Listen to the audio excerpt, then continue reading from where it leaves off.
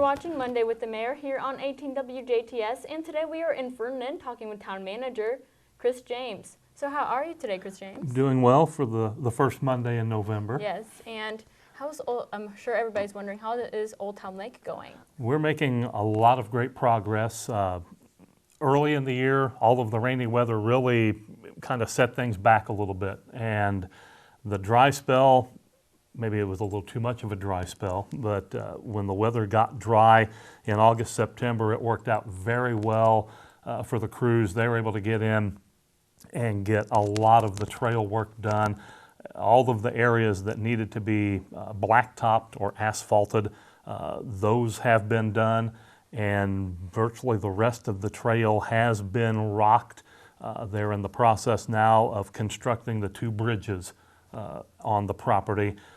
Again, parts of it, they had to wait for ground to dry out and actually had to do some dredging work to make the water depth deep enough that no vegetation could grow up after the fact. So they were able to get in, get that done while it was at its driest point, and everything is moving along very nicely.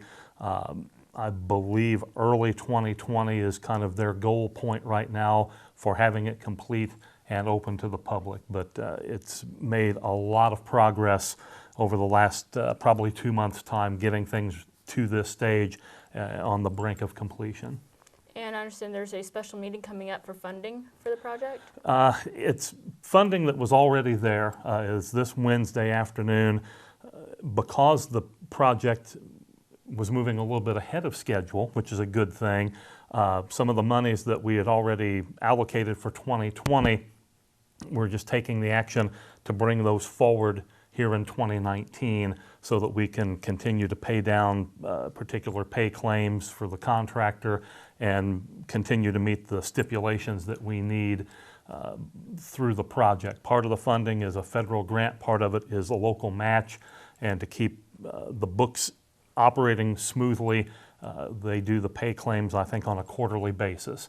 And the time frame wouldn't have worked out well if we waited until the November or even the December regular council meeting. So we're meeting Wednesday afternoon, give Clerk Treasurer Tammy Miller the go-ahead to do her financial activity and continue to get the claims paid, keep the process moving forward. And Chris, Kendall Market is coming up? It is. It'll be 2 weeks, I believe. A week from this weekend, less than 2 weeks away now. We'll have several thousand people come into town. We'll start things off with the Chris Kendall Mart Eve celebration Friday evening, the 15th of November. The Christmas angel will appear at the crypt area of the Sisters of St. Benedict. Always a real drawing card just to kickstart that weekend. And then Saturday and Sunday, the 16th and 17th, we will have over 200 vendors set up in about a half a dozen locations through town, and it's going to be a good kind of madhouse. It's, I think, the 22nd year for the Chris Kendall Mart, and folks come from far and wide. We've had numerous large coach buses in the past. Anticipate seeing some of those again this year. We've had people from Minnesota and out in the Great West, the Rockies area, up on the eastern seaboard, and all points in between come into Ferdinand for this event. And I know that the vendors, once you're in, you folks stay.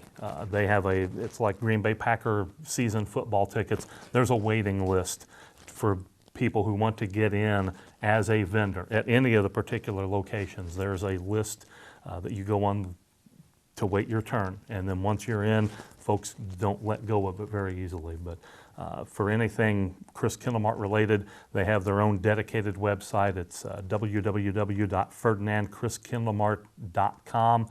It'll have a breakdown of the program showing the market sites and a lot of the activities that go on with that, and just a general history of Chris Kendall Mart. So encourage folks to check that out first, kind of do some preliminary work, and then come into Ferdinand November 16th and 17th. And we have shuttle busing set up so you can park at one spot, and depending on how you coordinate your purchases and where you want to go, you can park at one spot, travel all of the other sites via the shuttle or even by foot traffic, and then come back to your vehicle at the end of the day, load everything up, and go on your way. So we try to make it as user-friendly as possible. There's always tweaks with the traffic flow coming off of East 16th and East 18th Street those 2 days. It is right turn only traffic so that we don't cause any additional bottlenecking of vehicles. It's been a learn as you go process with that as well. But most folks, they come every year, they know the ins and outs, the routine, and it's a very good weekend for Ferdinand. We're happy to be on that map in that regard, and we can look forward to continuing it for many years to come. And where does this all take place? Let's see, there's a half a dozen spots. They use the Ferdinand American Legion. They will use the elementary gymnasium at Ferdinand Elementary. They use the junior high wrestling gym up at Forest Park High School, the Ferdinand Community Center, the Tri-County YMCA. I'm probably skipping someplace, and I apologize for that, but all of that again is broken down on the website to let you know where to go and what booth areas are, depending on what your specialty item is that you want to purchase. You may go to one site or another, but all of that is available on their website, and it's going to be a lot of fun and very hectic couple of days. Get into town early, find a parking spot, bring some comfortable walking shoes, and make a day of it. Awesome. Thanks for joining us today, and thank you you for watching. You're watching Monday with the Mayor here on 18 WJTS, and today we've been talking with Ferdinand Town Manager Chris James. Thank you for watching. We are 18 WJTS, local people watching local people.